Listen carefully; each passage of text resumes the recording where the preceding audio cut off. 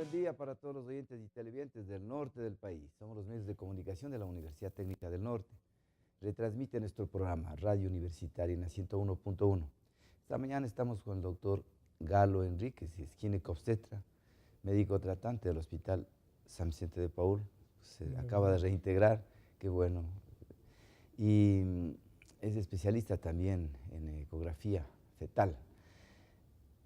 Doctor Galito, buenos días. El tema de hoy es sobre la utilización de medicamentos en el embarazo, que las mamitas y las personas que muy pronto se harán mamitas deben conocer si tomar o no tomar medicamentos y quién debe prescribir, porque las primeras semanas, 2, 4, 6, es el proceso de la organogénesis, la formación de órganos. ¿Hasta qué punto estos medicamentos son perjudiciales para la formación del bebé?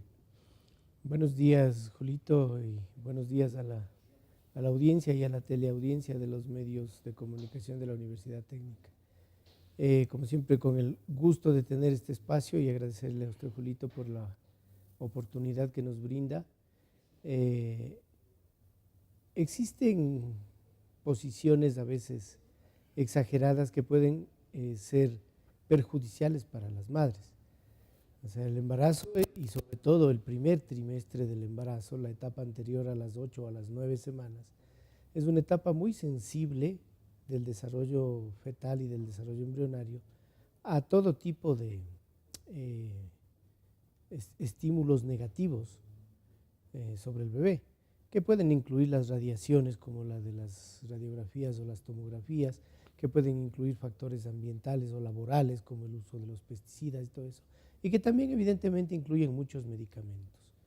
Un poco el objetivo de la conversación de hoy es poner un equilibrio respecto a esto, porque a veces es más peligroso no usar un medicamento que usarlo en determinadas circunstancias, y en otras es peligroso iniciar o continuar el uso de un medicamento cuando se va a tener o se está iniciando un embarazo. Entonces, un poco es aclarar estas situaciones, porque las posiciones extremas son las que llevan muchas veces a complicaciones.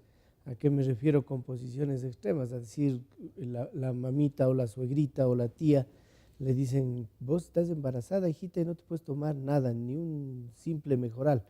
Lo cual no es cierto, porque en determinadas circunstancias esto se pone en una balanza, ¿no es cierto? Y se valora el riesgo versus el beneficio de utilizar un medicamento, y muchas veces estamos obligados a utilizar un medicamento, ¿no es cierto? Si la chica embarazada de 8 semanas o 9 semanas empieza a vomitar y vomita una vez al día, probablemente no requiera el uso de un medicamento, ya pues así es el embarazo y tal vez le toque algunos vómitos. Yo siempre les digo a mis pacientes que esas al fin y al cabo son buenas noticias, porque nos están indicando la mayoría de veces que el embarazo va bien. Más bien los embarazos con riesgo de aborto a veces pierden los famosos estragos. Pero si una mamá está vomitando 20, 30 veces al día y como consecuencia de ese vómito puede caer en deshidratación, la deshidratación es gravemente peligrosa para el bebé. Entonces ahí ya tendremos que recurrir a terapias, a veces con hidratación y a veces incluso con medicamentos, con sedantes, como nos toca usar a veces en estos casos, o buscar la causa, que a veces es una infección urinaria, y entonces requeriremos un antibiótico. En este punto lo importante, sobre todo para las pacientes, es tener claro que el medicamento debe ser adecuadamente escogido, debe ser bien dosificado y debe ser bien utilizado, porque esos son 3 pasos en donde se puede alterar esto, ¿no es cierto? Debe ser bien escogido, y esto significa que debe ser escogido por alguien que sepa, pues, ¿no es cierto?, qué medicamentos se pueden y no se pueden usar en el embarazo, qué medicamentos le van a ayudar y qué medicamentos no le van a ayudar en su condición. Entonces, idealmente esto deberá ser prescrito por una persona con adecuado conocimiento, por lo menos por un médico general, un obstetra, y en lo ideal, si ya es un problema que ha aparecido varias veces, si ya no es la primera infección urinaria, si es la tercera infección urinaria que me da durante el embarazo, yo necesito hacer un buen escogitamiento del antibiótico y requiero la participación de un especialista. Entonces hay que ponerse en cada caso, ¿no es cierto? ¿Y quién no debe prescribir? No debe prescribir la amiga que también tuvo una infección en el embarazo, que recién estuvo embarazada y a mí me dieron esto y tómate lo mismo. No debe prescribir el farmacéutico. Nosotros sabemos que a veces quien está en el mostrador de una farmacia no es una persona preparada, simplemente es alguien que está ahí para vender medicamentos y no para prescribirlos, y no debe prescribirse el mismo paciente revisando una página de internet, que ahora es también, así como es una fuente de sabiduría y de información adecuada, también es una fuente de información muchas veces inadecuada. Entonces, debe ser prescrito por alguien que sepa. Segundo, debe ser bien utilizado por el paciente, pues porque si debe tomarse 7 días o 10 días de antibiótico, así es la prescripción y se debe tomar. A veces el paciente al segundo día, o la paciente embarazada en este caso, se siente mejor al tercer día con el antibiótico y dice, ya, mi pobre guagua, ya estoy yo, ya me siento bien y ya no le quiero someter a mi hijo a más medicamentos, porque tenemos esa idea en la cabeza de que el medicamento es un atentado contra el bebé, y la mayoría de veces no es un atentado contra el bebé cuando está bien escogido. Y entonces suspenden el medicamento y lo que hacemos es seleccionar, ¿no es cierto?, a las bacterias más peligrosas, les dejamos vivir y hemos matado a las bacterias más débiles, y después tenemos infecciones más graves. Creamos, con estos malos hábitos de no completar los tratamientos, creamos resistencias bacterianas, ¿no es cierto? Entonces, ese es el kit de la utilización. Debe ser bien escogido, debe ser bien formulado y debe ser bien utilizado el medicamento para que haga lo que tiene que hacer y para que no le someta a riesgos a la embarazada. Una cosa que es importante que las mamitas deben saber es que la mayoría de medicamentos, sobre todo los medicamentos nuevos, nosotros vemos que ahora hay medicamentos nuevos que son de una eficacia tenaz, muy buena, ¿no es cierto? Tenemos analgésicos que son una maravilla, tenemos antibióticos de efectividad increíble, pero los medicamentos nuevos no conocemos lo que hacen en el embarazo. El proceso normal con el que un medicamento llega a las perchas de las farmacias es un proceso de investigación, ¿no es cierto? La industria farmacéutica, las universidades, sobre todo en los países desarrollados, pero también cada vez más en los países nuestros también, investigan acerca de una sustancia que parece tener un efecto benéfico sobre cualquier cosa. Le hacen pruebas primero en animalitos de experimentación, le hacen pruebas en voluntarios, le hacen pruebas en tejidos, a veces, ¿no es cierto? Queremos saber si un medicamento detiene un tejido canceroso, se hacen cultivos del tejido canceroso, se le pone el medicamento para ver si le detiene. Eso es mejor que estar experimentando en personas, en gentes, ¿no es cierto? Entonces, después de ese proceso de investigación que tiene varias fases, se llega a la fase 4, que es la fase de comercialización del producto, ¿no es cierto? Para llegar a esa fase, el medicamento tiene que haber demostrado que es un medicamento eficaz, es decir, que si ofrece quitar el dolor de cabeza, quita el dolor de cabeza. Tiene que haber demostrado que es un medicamento con pocos efectos colaterales, efectos no deseados. Es decir, sí me quita el dolor de cabeza, pero me da una gastritis mortal, o me da diarrea, o me da cualquier otra cosa. Entonces tiene que haber demostrado eso. Y tiene que haber demostrado que es seguro para la utilización en personas, en seres humanos. Entonces, pasadas esas fases de la efectividad, de la inocuidad y de la seguridad, el medicamento puede salir a la venta. Pero nadie hace, porque no se pueden por razones éticas, investigaciones en embarazadas.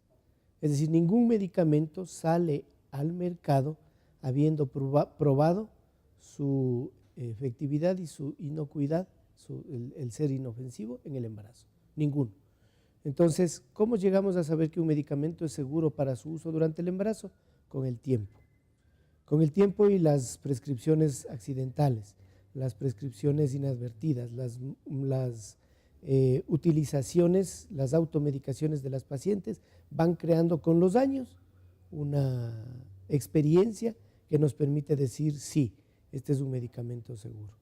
El ejemplo típico, los antibióticos, ¿cierto? La mamá no sabe que está embarazada y le da una infección de algo y se toma el medicamento, le diagnostican después del embarazo, nos ponemos a sufrir, pero después vemos que no pasó nada. Con esta señora y con otra señora en otro sitio, en otro país, vamos acumulando unos años de información y a la larga decimos, parece ser que este medicamento es seguro en el embarazo, le reclasificamos, ¿no?, Un ejemplo muy típico es el metronidazol. El metronidazol, que es un medicamento para las amebas, originalmente con efectos antibióticos que vimos luego, y que al principio era proscrito en el embarazo. Con el tiempo fuimos viendo por estas administraciones accidentales de que no pasaba nada, y ahora es un recurso, ya no es un medicamento proscrito, sino que es un recurso que nos sirve para el tratamiento de vaginosis bacterianas en las embarazadas, por ejemplo, o de otros procesos que pueden requerir el uso del metronidazol. Y así ha pasado con otros, ¿no? Yo en mi universidad, por ejemplo, cuando estaba en la carrera de medicina, aprendí que los antidiabéticos orales están contraindicados en el embarazo, eran categoría C, es decir, medicamentos, o categoría D, que no se debe usar bajo ningún concepto. Después, con administraciones accidentales ligadas al tratamiento de procesos de infertilidad, se fue viendo, por ejemplo, que la metformina, que es un antidiabético oral, algunas pacientes que lo usaron para embarazarse, porque ayuda a embarazarse a algunas pacientes la metformina, no se dieron cuenta del embarazo y siguieron usando. Y se vio con el tiempo y la experiencia que la metformina no causa efectos sobre el bebé. Entonces, de esta forma, con los años, con muchos años, nos llegamos a dar cuenta de que un medicamento es seguro durante el embarazo. Pero toma tiempo. Casi siempre las drogas, los medicamentos que usamos los obstetras durante el embarazo son medicamentos viejos. Algunos ya incluso no se usan en otras enfermedades en la población no embarazada. Por ejemplo, los antihipertensivos. Los antihipertensivos que nosotros usamos en la hipertensión asociada al embarazo, sobre todo en la preeclampsia, son antihipertensivos viejos que las casas farmacéuticas ya ni siquiera quieren fabricar, porque tienen maravillas actuales que son mejores que no sé cuántas cosas, pero que no están probadas en el embarazo. Entonces nosotros usamos la nifedipina, que tiene 25 años o 30 años de circulación en el mercado, la alfa-metildopa, que tiene casi 50 años.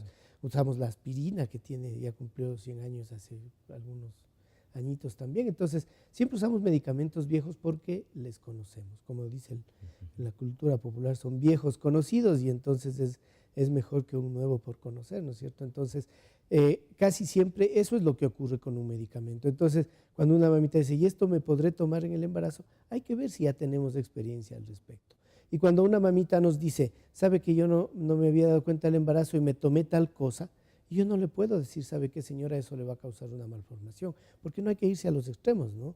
No hay que irse a los extremos, porque vemos el otro extremo también. Me tomé esta cosa, uno lee la etiqueta del producto y dice, no se sabe su uso en el embarazo, no se recomienda su uso en el embarazo. Ah, señora, tiene que terminar su embarazo y sacarse su bebé. Eso tampoco es cierto, tampoco es cierto. Por eso hay que ser cautos y hay que tener mesura en las decisiones que se toman al respecto. El ejemplo típico, los anticonceptivos.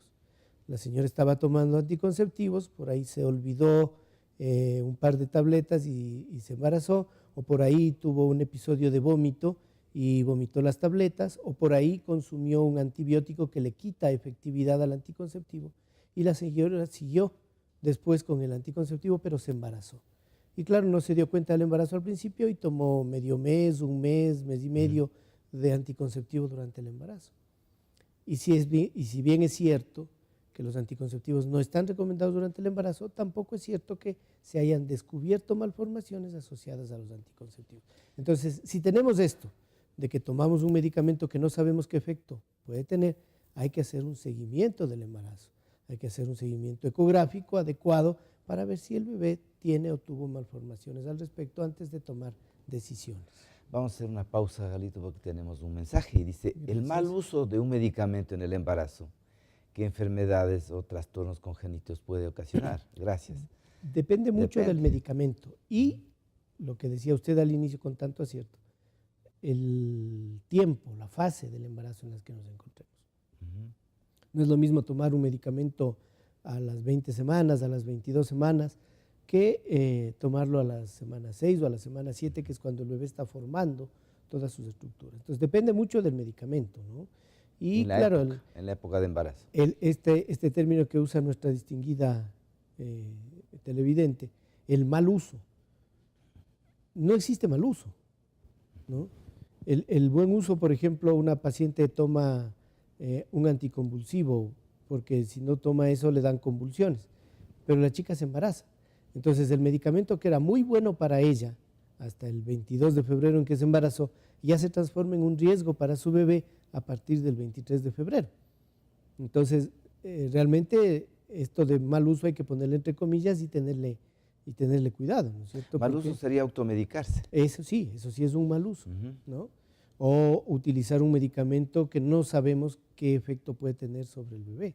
O continuar el uso a pesar de que estemos en riesgo o estemos en certeza de que estamos iniciando un embarazo. Entonces ahí, o sea, yo estoy tomando cualquier cosa porque estoy enferma de lo que sea, los ejemplos típicos que son medicamentos muy riesgosos como los anticonvulsivos, los medicamentos para el acné, ¿no es cierto? Algunos antiparasitarios, los anticancerosos, que son medicamentos muy riesgosos para los fetos, deben suspenderse en el momento en que la mujer se va a embarazar. Y por lo tanto, una mujer que toma medicamentos para cualquier patología, que toma regularmente medicamentos para cualquier patología, debe estar consciente de que hay que realizar una buena planificación familiar y decidir el momento de sus embarazos. Porque si no, sometemos al niño a los efectos de la enfermedad que ella tiene y a los medicamentos que ella toma, ¿no es cierto? Y con eso hay que tener mucho cuidado. Entonces es parte de la responsabilidad que tenemos como paciente, ¿cierto? Porque como pacientes, como familiares, como padres del futuro niño, también tenemos responsabilidades, no todo queda en manos del médico, ¿sí? También tenemos responsabilidades. ¿Sabe qué, doctor? Yo me trato ya este acné con usted 6 meses, pero tengo que contar que hace 2 semanas, a lo mejor precisamente por lo bien que me ha hecho su medicamento, ya me quité el acné y me conseguí un novio, ¿no es cierto? ¿No será que necesito un anticonceptivo? Y también la responsabilidad del médico. ¿Sabe qué, señorita? Le voy a recetar este medicamento para su acné, pero usted tiene que ser muy responsable y si mantiene actividad sexual, tiene que cuidarse y no embarazarse. Claro. O a usted que le estoy quitando las convulsiones con esta tabletita, por favor no se vaya a embarazar porque esto es peligroso. Y además hay que saber como neurólogo o como obstetra que los anticonvulsivos disminuyen la efectividad de las tabletas anticonceptivas o de los inyectables. Es decir, esto queda en manos de personas que conozcan, porque si no en la farmacia, ¿qué sabe el de la farmacia, el empleado de la farmacia? Que los anticonvulsivantes disminuyen la efectividad del anticonceptivo. Ellos no saben eso, ellos saben cuánto cuesta el uno y cuánto cuesta el otro, cuál le conviene más venderle al paciente, cuál me da la promoción, tome, le vendo. Hasta ahí llega el conocimiento de esta persona. El conocimiento del profesional es el que es válido, ¿no es cierto? Y eso hay que resaltar, Galito, porque es responsabilidad de la paciente. Muchas personas están sometidas a tratamientos para rebajar de peso y hay medicamentos para rebajar el peso. Y en el envase dice no tomar Durante en el embarazo. Claro. Y ella se embaraza, pues es irresponsabilidad de la paciente. Claro, y muchos otros tipos de tratamientos para las artritis, por ejemplo, que a veces incluyen medicamentos citostáticos. Hay muchos ejemplos, ¿no? Entonces, precisamente porque la población no está en la obligación de saber cuáles son las interacciones medicamentosas. La obligación es nuestra como personal de salud, ¿no es cierto? Nosotros tenemos que saber cómo interactúan unos medicamentos y en qué riesgos pueden estar en el momento de embarazarse, antes de embarazarse. Hay medicamentos que se pueden usar en los primeros trimestres, pero no se pueden usar al final, como los antiinflamatorios, por ejemplo, ¿no es cierto? O algunos antibióticos como la nitrofurantoína, entonces que se usan más bien al inicio, no dan problemas y dan problemas al final del embarazo. Pero esa es responsabilidad nuestra. Por eso le decía, y le insisto ahora, Julito, y le insisto al público, hay que saber qué medicamento, en qué momento se puede usar o se debe usar. Y sobre todo resaltar de que no se debe automedicar. Hay otra pregunta, el uso de medicamentos naturales, porque a veces nuestra población, la moda de las naturales, y la población tiene tendencia a inclinarse a los naturales, pero es engañoso naturales. El uso de medicamentos naturales, ¿pueden ser peligrosos en el embarazo? Gracias. Claro que sí, los medicamentos naturales también son medicamentos. ¿Tienen principios activos? Tienen principios activos. Todo lo que usamos viene de la naturaleza. Sí. Los medicamentos, entre comillas, occidentales o artificiales o farmacéuticos, como la gente les conoce, no son más que formas purificadas de medicamentos naturales. ¿No es cierto? La quinina salió de la corteza de un árbol de nuestra Amazonía y así ha sido con todo. El meloxicam salió de la pancita de un sapo de la zona de Esmeraldas. O sea, eso se lleva al laboratorio, se purifica, se pone en una cápsula, en una ampolla y se vende. Pero son principios activos que hemos aprendido a usar de la naturaleza o modificaciones de medicamentos viejos. Al medicamento viejo le mejoramos modificándole la fórmula química y tenemos un medicamento nuevo. Esa es la historia de la industria farmacéutica. Encontrar en la naturaleza cosas benéficas, purificarlas, envasarlas y venderlas. Esa es la industria farmacéutica. ¿Cuál es el problema con los llamados medicamentos naturales? Muchos de ellos no tienen registro sanitario. Muchos de ellos son falsificados, ¿no es cierto? Si los medicamentos de farmacia los falsifican, porque un medicamento caro es una mina de oro, pues, ¿no es cierto? Es una persona que va a tener que gastar 40, 50, 70 dólares mensuales en un medicamento, y yo le falsifico, le vendo, me lleno de plata. O sea, un medicamento falsificado que valga 30 dólares y yo le doy una copia falsa que a mí me cuesta 40 centavos, el resto es ganancia para mí. Y hay gente inescrupulosa en todo lado, entonces hay que tener cuidado, incluso con los de farmacia. No se diga los medicamentos llamados naturales, que vienen en cualquier envase, sin un registro sanitario, sin un control prácticamente de nadie. Entonces, las personas tienen que aprender a tener cuidado también con los llamados medicamentos naturales, porque, como usted bien dice, tienen sus principios activos y, por el otro lado, no tienen un control sanitario sobre sus normas de fabricación, sobre sus procedimientos farmacoindustriales. Entonces, tienen este doble peligro, ¿no es cierto? No dejan de ser medicamentos y, por otro lado, nadie sabe cómo fueron fabricados. Entonces, con los medicamentos naturales también hay que tener cuidado. Y sí, no estoy diciendo que no se deban usar, Ajá. pero también hay que tener cuidado.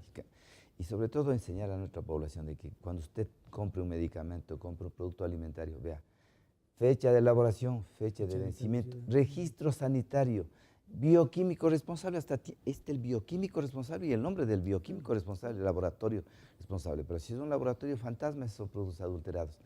El doctor dice, es una buena pregunta porque es frecuente, dice, ¿qué debo hacer o qué debo tomar para producir leche? Porque tengo una bebita y tengo poca leche, gracias. Bueno, es una linda pregunta, como usted bien dice, bien frecuente. Las pacientes deben saber que el estímulo fundamental para la producción de leche es la succión. La succión. Este es un mecanismo, es un círculo muy interesante que produce unas hormonas, unos neurotransmisores del momento que el bebé succiona. Eso llega al cerebro, se procesa, en el cerebro como respuesta a la succión se libera otro neurotransmisor y va a la hipófisis, que es una glandulita en la base del cerebro, y la hipófisis produce un tercer neurotransmisor que es el que estimula la lactancia. No hay ningún medicamento que reemplace eso, no hay ningún medicamento que supere eso, ¿ya? Entonces, ¿qué es lo que hay que hacer? Hacerle lactar al bebé. A veces nosotros mismos atentamos contra la lactancia. ¿Por qué? Porque le damos leche maternizada, ¿cierto? Le damos leche maternizada. O sea, leche de tarro. Leche de tarrito, ¿no? ¿Cuál es el problema con la leche de tarrito? La leche de tarrito viene en una botella con un chupón que bota cantidades grandes de leche en cada succión. Y tiene dulce, es pequeñamente o levemente azucarada, y eso le resulta agradable al bebé. La leche materna no tiene dulce, tiene un sabor saladito.